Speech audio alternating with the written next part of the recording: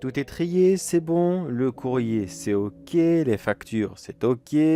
Tout ce que je devais envoyer à tous mes collaborateurs, c'est OK. Non, mais c'est bon, tout est bon. Bon, maintenant je vais m'atteler à ce que je préfère faire, les notes personnelles. Je le fais une fois par semaine, juste pour dire avoir une petite trace de ce que j'ai pu faire, mes activités et autres. C'est juste pour dire un... Je veux pas dire un journal intime, non, non, c'est bon, j'ai passé l'âge.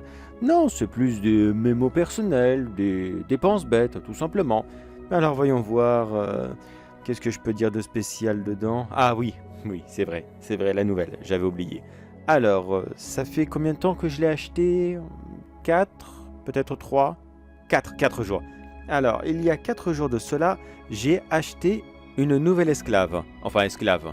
Vraiment entre guillemets, bien sûr, car une fois qu'elle arrive chez moi, eh bien, de l'esclavage, il n'y en a plus. Plus du tout, du tout. Sur le papier, elle l'est toujours, car on va dire que niveau de la paperasse, juridiquement, c'est un calvaire son nom. Oh là là, c'est interminable. Il faut le nom, le prénom, la date de naissance, la nationalité, la race, bref, il faut tout pour déclarer justement qu'elle n'est plus esclave.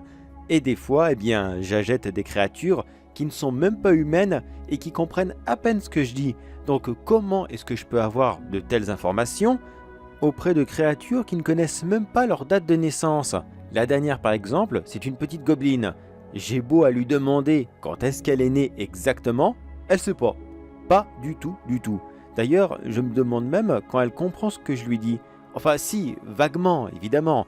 Mais ouais, je suis pas sûr à 100% qu'elle comprenne bien. Au moins, j'arrive à m'exprimer avec elle. Je lui fais comprendre les bases, maintenant qu'elle est là. Mais le souci, c'est qu'elle ne me répond jamais. Je n'ai jamais entendu le son de sa voix. Donc forcément, c'est pas très pratique. Elle ne me pose pas de questions, au moins elle me dérange pas, ça c'est bien. Mais tout de même, j'aimerais au moins dialoguer un petit peu. C'est quand même une dame qui travaille maintenant librement chez moi. Elle n'est plus esclave dès l'instant qu'elle franchit le seuil de ma porte. Enfin, si, juridiquement, elle l'est toujours, mais on va dire que officieusement, elle ne l'est plus. Elle peut faire ce qu'elle veut. C'est juste que lorsqu'on va dehors, elle et moi, alors oui, aux yeux des gens, je fais encore semblant, mais tout le monde sait que je traite très bien les esclaves et mes très bons amis savent pertinemment comment ça fonctionne ici, donc j'ai jamais eu de problème avec, jamais. Oui, on peut dire que c'est un petit moyen que j'ai trouvé pour pouvoir contredire le système, ce système qui a été mis en place depuis des siècles et des siècles afin de pouvoir rabaisser les plus faibles, ceux qui ont été faits prisonniers dans des villages très loin d'ici, qui sont amenés ici avec plus rien, des droits qui ont été bafoués, bref, des gens qui sont tombés plus bas que terre, qui n'ont aucun avenir, et bien ici, dans cette maison, ils en ont un. D'ailleurs, faudrait peut-être que je finisse de travailler sur mon futur projet, mais ça j'en parlerai plus tard. Pour l'instant, c'est vraiment que quelques papiers ici et là, rien n'est lancé, donc j'en parlerai une prochaine fois. Et je sais pas pourquoi d'un coup, mais j'arrête pas de penser à mes fameux amis qui me posent systématiquement la même question. Pourquoi est-ce que tu préfères acheter des esclaves? Eh bien déjà pour ça, premièrement, pour qu'ils soient libres, mais pourquoi tu prends pas du personnel qualifié? Pourquoi tu ne vas pas chercher de vrais majordomes, des vraies personnes de ménage, des vrais cuisiniers? Au moins tu auras un super résultat, et pour pas spécialement cher. Oui, c'est vrai, ils n'ont pas tort d'une certaine façon, ça serait peut-être un peu plus cher, c'est vrai, car il faudrait les payer tous les mois, mais au moins le travail ne serait pas du tout le même. Il serait beaucoup plus qualitatif, mes repas seraient bien mieux, bref, ça serait vraiment, vraiment mieux.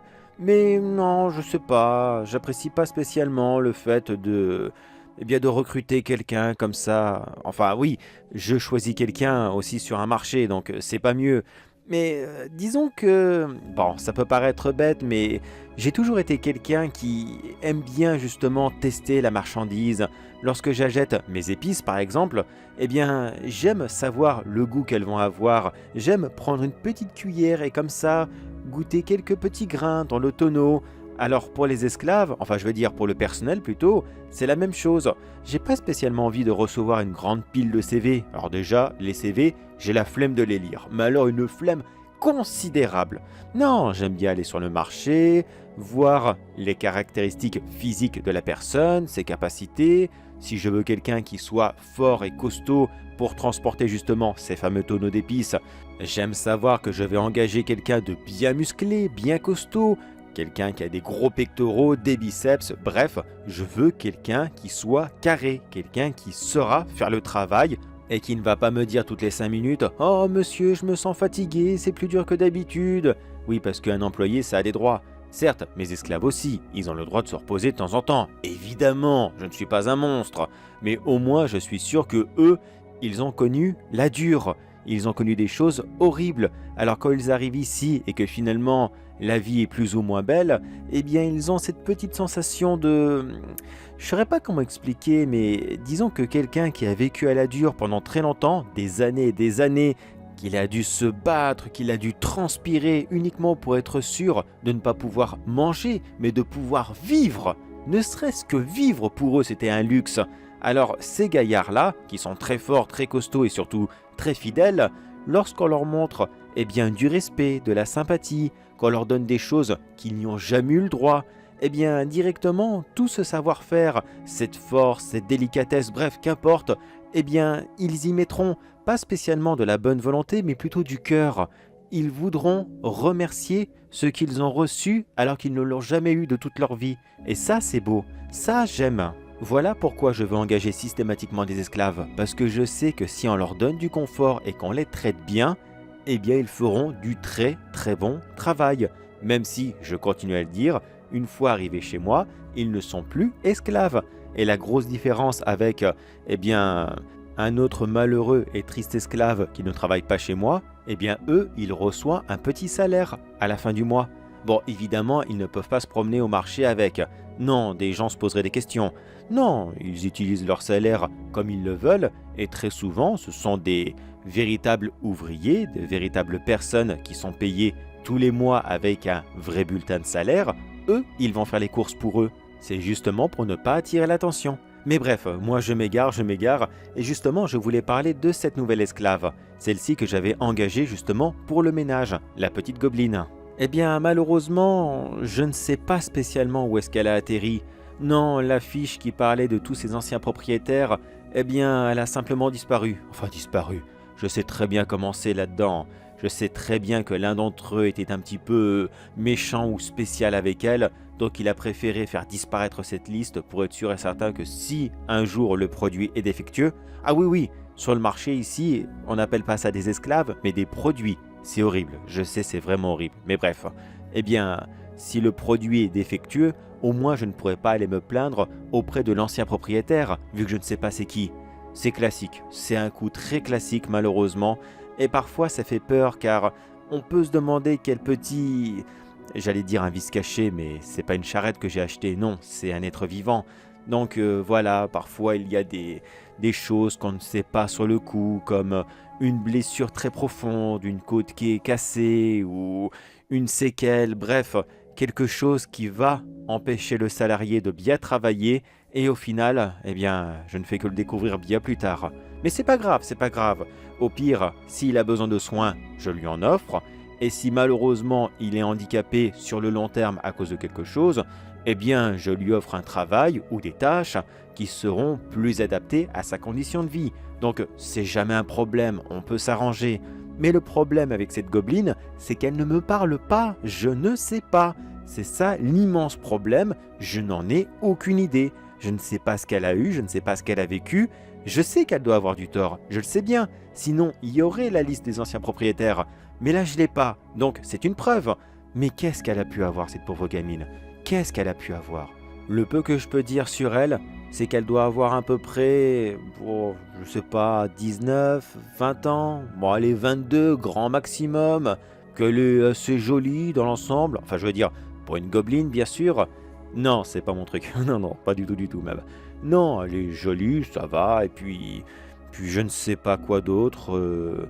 Elle n'a pas l'air d'être blessée, mais je n'ai pas pu l'inspecter, ni même les autres gens de mon domaine, car elle porte toujours de gros vêtements bien amples pour être sûr qu'on ne voit pas sa peau. Alors, est-ce qu'elle a des bleus, des marques, des cicatrices ou quoi que ce soit d'autre? je ne sais pas du tout. Et ça m'embête de faire ça m'embête énormément même. Mais je crois que si ça continue comme ça, je vais devoir lui imposer un petit séjour médical. Je n'aime pas imposer ça à mes employés, pas du tout même. Mais c'est pour son bien, je dois savoir si elle a eu quelque chose de grave, si elle souffre. Si ça se trouve, le simple fait de marcher lui fait horriblement mal. Donc je suis vraiment désolé pour elle, mais au bout d'un moment, eh bien, pas le choix, je vais lui imposer cet examen médical et puis on verra bien. J'espère vraiment que je n'aurai pas besoin d'en arriver jusqu'à là, mais on verra.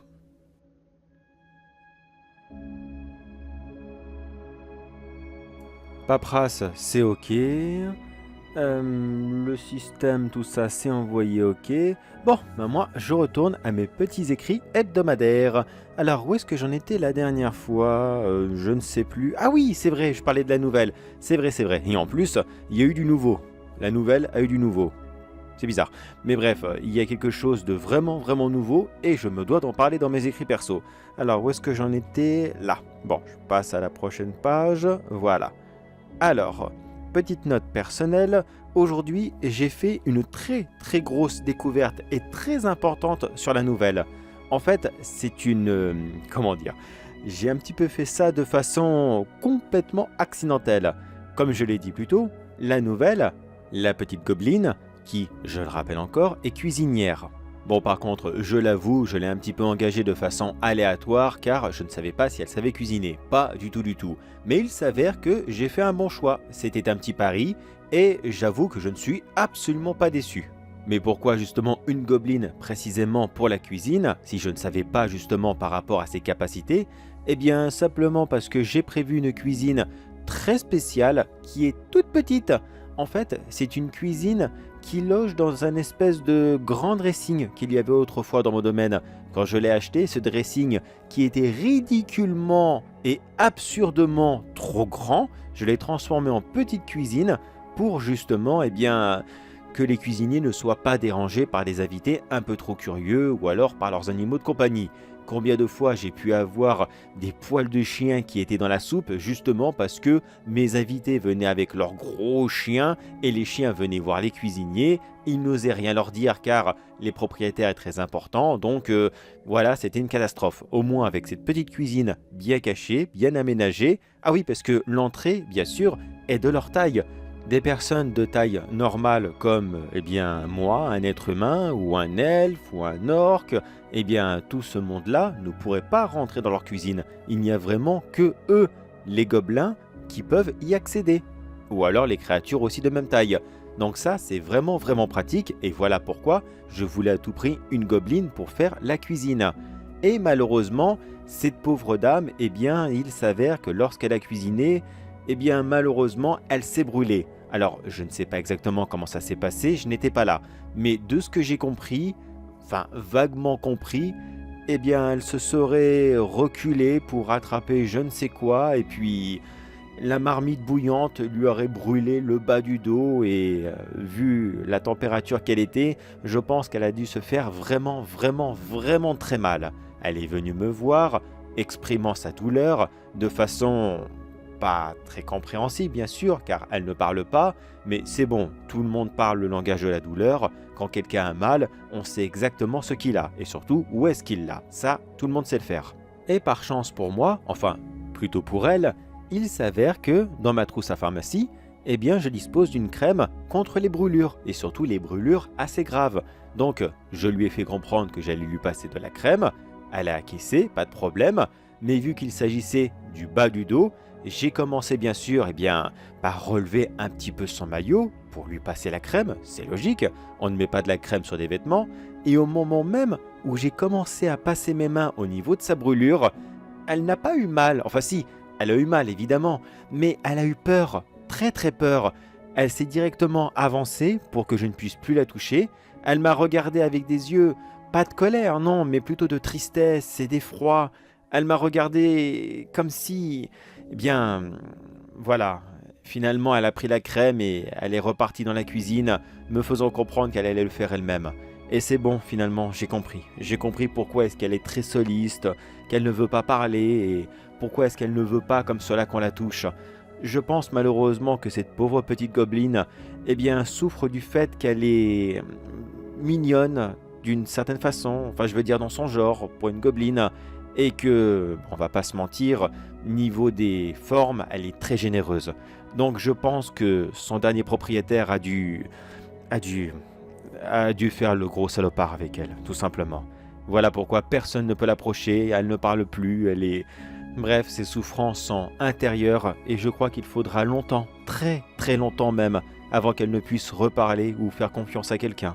Moi personnellement, je crois que... Bien, je vais pas dire que j'ai commencé quelque chose de bien avec elle, ça ne fait que 2 semaines.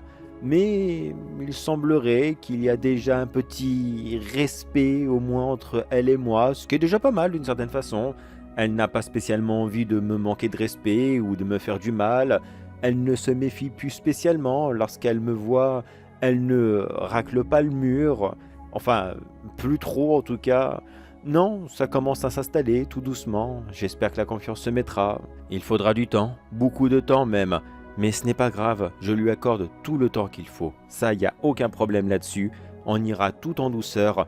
Et de temps en temps, je viendrai lui parler, je viendrai lui expliquer, mais pas en rentrant directement dans le vif du sujet. Je sais ce qu'elle a, mais je pense qu'il ne vaut mieux pas que j'entame moi-même la conversation. Si elle veut m'en parler, elle m'en parlera d'elle-même quand elle sera prête, et pas avant.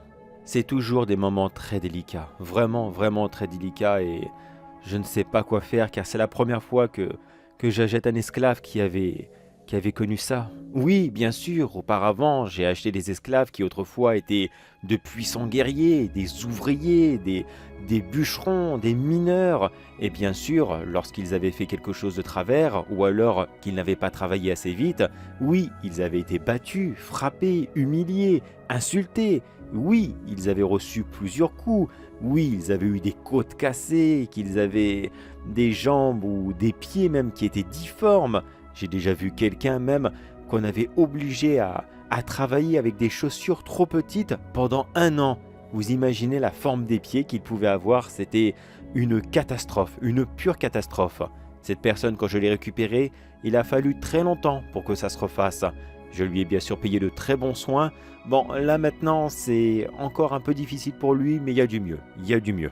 Mais peut-être qu'un jour, avec cette gobeline, je trouverai la solution. Je ne sais pas du tout. On va laisser le temps faire, tout simplement. On dit que le temps arrive à guérir toutes les blessures. Je suis pas sûr, perso. Je suis vraiment, vraiment pas sûr, mais qu'est-ce que je peux faire d'autre dans tous les cas? Ah, et oui, j'y pense. Bonne nouvelle, ça y est, mon projet de la dernière fois a été validé. Enfin, de toute façon, j'avais besoin d'aucune validation, c'est juste pour des formalités administratives, ce que je déteste le plus au monde. Mais au moins, ça sera légal, et surtout, j'ai réussi comme cela à le faire rentrer dans des systèmes autres que ce que je veux en faire réellement, mais au moins je sais que personne ne viendra m'emmerder, personne ne posera de questions, et c'est le plus important. Mais j'en parlerai une prochaine fois, dès que ça sera terminé.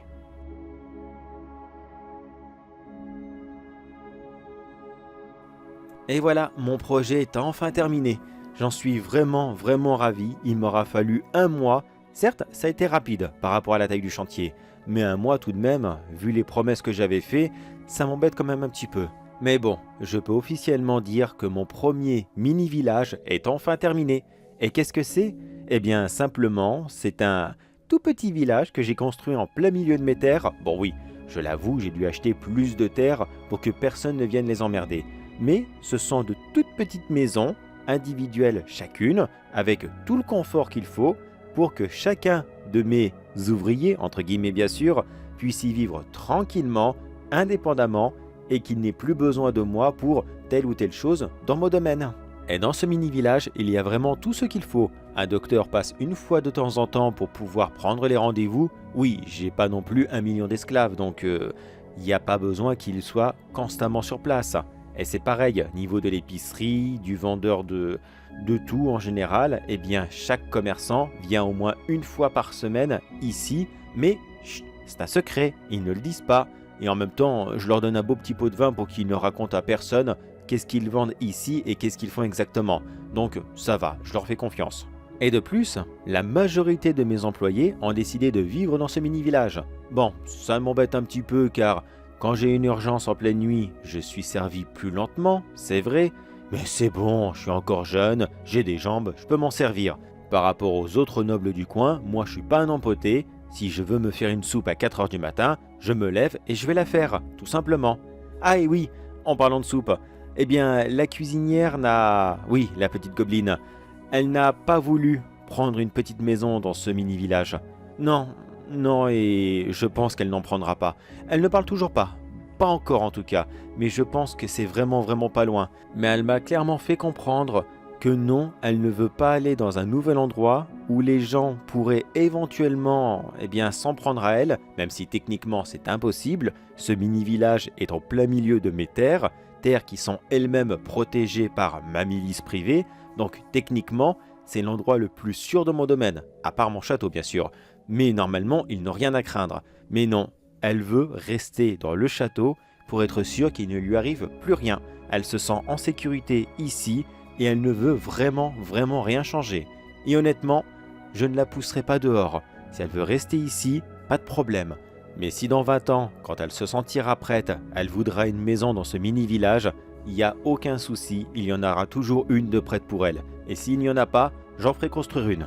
Mais en attendant, elle peut rester aussi longtemps qu'elle le veut dans ce château, elle sera toujours la bienvenue, toujours en sécurité, et elle pourra guérir aussi lentement et aussi sûrement qu'elle le désire. Bon je pense que moi j'ai tout dit, mon projet est terminé, plus qu'à recruter encore quelques personnels ici et là car j'aurais besoin de faire construire une nouvelle écurie. Le domaine de la location des chevaux ne cesse de s'accroître dans le coin et je tiens à en profiter. C'est un très bon marché, donc il me faut des ouvriers pour construire les écuries, évidemment. Il va me falloir du personnel pour nourrir les chevaux, s'en occuper, bref, il va falloir que je fasse quelques tours au marché, que je libère quelques esclaves supplémentaires et je pense que j'ai encore beaucoup de boulot devant moi. Mais c'est comme ça qu'on réussit dans les affaires, jamais se reposer sur ses lauriers et toujours investir. Allez, moi c'est bon, je crois que j'ai tout noté, je peux ranger ça et... Ah oui, j'y pense. La gobeline, oui, c'est vrai. Eh bien, la gobeline s'appelle Clara. Ça y est, elle l'a avoué. Enfin, du moins, elle me l'a écrit. Elle s'appelle Clara.